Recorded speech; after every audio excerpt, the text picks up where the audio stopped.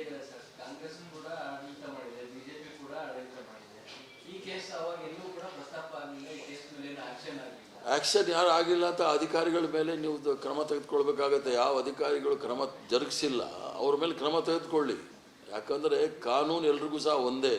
ಯಾವುದೋ ಪಾಪ ಅಮಾಯಕರನ್ನ ತೆಗೆದುಕೊಂಡು ಹೋಗಿ ನೀವು ಜೈಲುಗಳಲ್ಲಿ ಸ್ಟೇಷನ್ಗಳಲ್ಲಿ ದಿನಗಟ್ಟಲೆ ಇಡ್ತೀರಿ.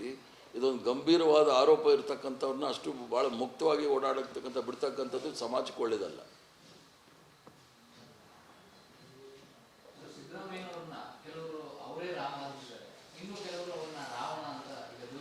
ಈಗ ಯಾರನ್ನ ಏನು ಕರೀತಾರೆ ಅನ್ನೋದು ಎಲ್ರಿಗೂ ಸಹ ಭಕ್ತಿರ್ತಾರೆ.